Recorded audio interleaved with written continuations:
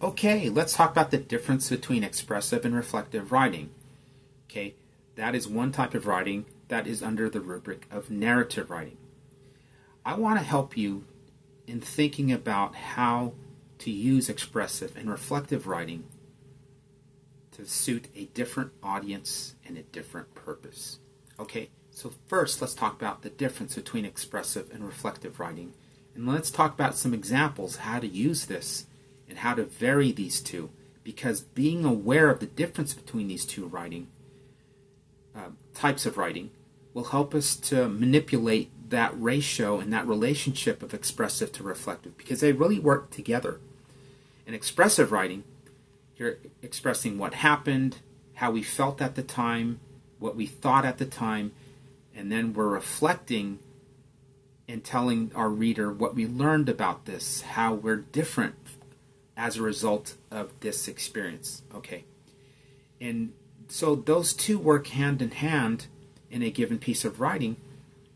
Now, expressive writing, at its core, expressive writing is deeply personal. The writer conveys their thoughts, emotions, ideas, and reflections on their own experiences. Typically written from a first-person perspective, this form of writing highlights the author's unique voice, offering insight into their feelings and perspectives. Okay. Reflective writing, while also personal, reflective writing delves deeper, moving beyond merely recounting an experience to examining how that experience has influenced or shaped the writer. The purpose of reflective writing is not to present a final conclusion, but to serve as a tool for exploring and generating new insights. In reflective writing, the author often reflects on past experiences or events as a way to gain insight for the future. Now, here is an example. If you are entertaining your audience, and your audience is maybe a group of your peers, you might express yourself. I walked down the stairs in the cool, dark garage. Each step made a loud, creaking sound like it was a haunted piece of wood, right? I reached the bottom, and there, lo and behold, it was pitch black dark.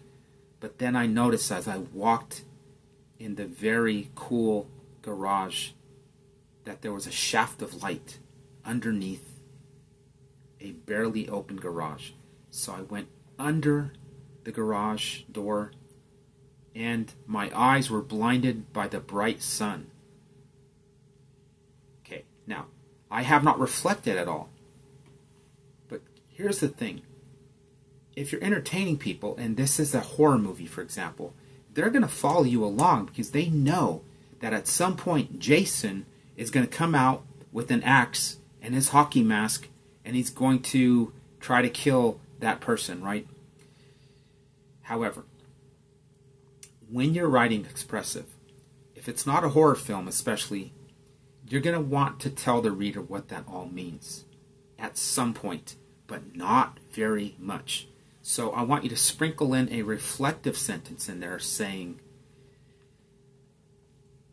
I finally did something that I have been dreading for a long time by going into the darkened garage when my parents were not home. Right? So you're showing that the writer, the narrator, is actually, what this means, it's actually significant. Right? It's changing them. And as a result, they're more courageous. Right? Now, let's change the audience. Let's say that you're writing to a college admissions committee and you're writing a personal essay. Now, you're going to use expressive writing to tell them, to relate experiences of yours throughout your high school career. This happened, I did that. But notice here, because you're not entertaining that audience, you're persuading them. You're going to want to put a lot of emphasis into the quality of your reflective writing. Those sentences that tell the reader what everything means. In other words, college admissions committees want to know who you are, so you'll talk about you'll express who you are. You'll even reflect upon who you are. But secondly, college admissions committees want to know, why does it matter? That sounds a lot like reflective writing. that you've thought about your experiences and what it means to you and what you've learned as a result of that. Here's the thing. Is there an exact ratio of how many sentences are expressive versus how many sentences are reflective? Well, there's no set formula. But there's a mindset that when it comes to the reflective parts of your essay, you're going to really want to make those sentences count. So even if you're not reflecting every third sentence or even at the end of every paragraph, that there's going to be a payoff for your reader, that they've been reading about who you are, but they're still not sure why it matters. But lo and behold, you give them that, and let's say after the end of a section of your essay, and they say, oh, okay, now I know what it means.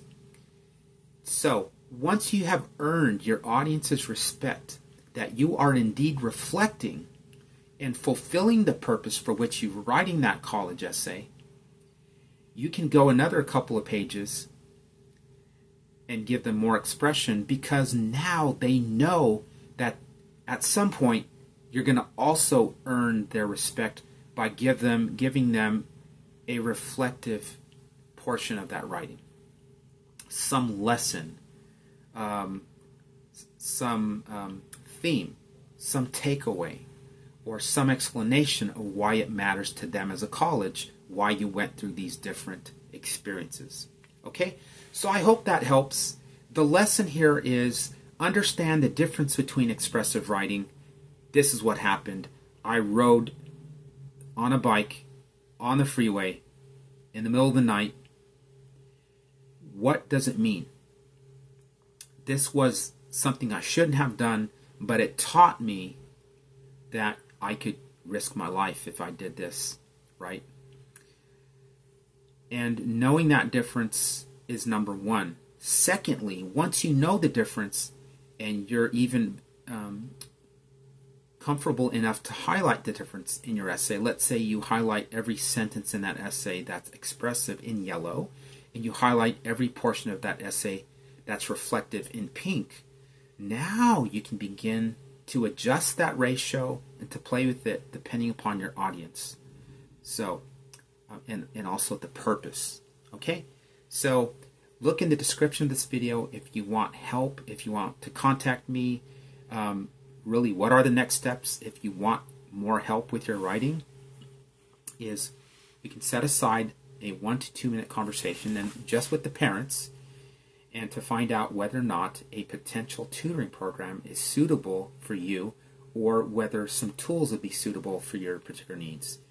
And secondly, if you like what you hear in that initial 1 to 2 minute phone call, and we just ask each other a couple questions back and forth, you can schedule a 30 to 45 minute Zoom session, which is a strategic writing session. Actually, it's not a writing session, but it's a student success strategy session with the student and the parents and myself. And I just ask them questions to get a better idea, and then I make expert recommendations based upon 15 years of teaching experience and 20 years of tutoring experience. And I'll give you the tools, make recommendations, give you a specific roadmap, which may include a potential tutoring program. Okay? That's all there is. Look forward to you on the next video or in one of our chats.